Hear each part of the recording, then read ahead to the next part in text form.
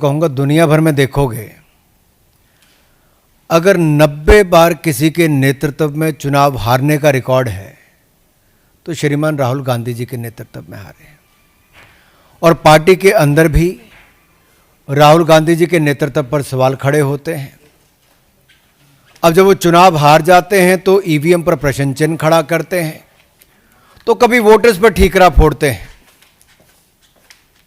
और यही नहीं, आप अनेकों उदाहरण देखिए। जब कांग्रेस ने कहा EVM is rigged for BJP, EVM machine की हेराफेरी कांग्रेस कहती रही। फिर उन्होंने कहा ईवीएम बैन करो, बैलेट पेपर को वापस लाओ। फिर अगला चुनाव हारे कहा ईवीएम्स को रिमोटली हैक्ड किया जा सकता है। फिर कह दिया वीवीपैट 100% चेक सुनिश्चित करो। हर हार के बाद कांग्रेस ने नया बहाना ढूंढने का काम किया। आत्मचिंतन, आत्मनिरीक्षण कांग्रेस ने नहीं किया, लेकिन आरोप ईवीएम इलेक्शन कमीशन से लेके संवैधानिक संस्थाओं पे बार बार लगाते रहे। और अब बिहार चुनाव हारता देखकर कांग्रेस पहले ही विपक्षी दलों के साथ मिलकर झूठे आरोप लगाने में लगी है। कल कुछ कांग्रेस के लोग कह रहे थे राहुल गांधी जी और विपक्ष के नेताओं ने बवंडर खड़ा किया। अरे भाई, बवंडर नहीं, बलंडर है। और मैं बताने वाला हूं कैसे। जितने आरोप आज तक लगाए, मैं राहुल जी को यही कहूंगा, धूल चेहरे पर थी पर आप आईना साफ करते रहे।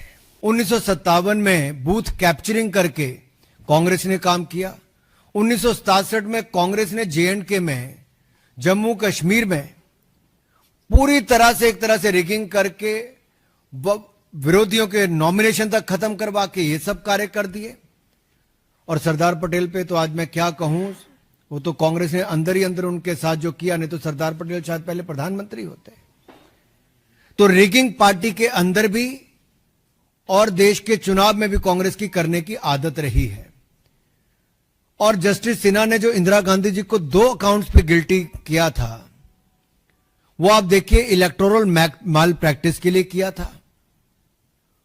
और 1975 में जब ये उन्होंने कहा, तो 1971 के चुनाव में सरकार के सत्ता का दुरुपयोग सरकारी मशीनरी का, सरकारी कर्मचारियों का कैसे किया जा सकता है, यह कांग्रेस की एक बड़ी नेता ने करके दिखाया। और चुनाव उनको फिर उसके खिलाफ जजमेंट आई।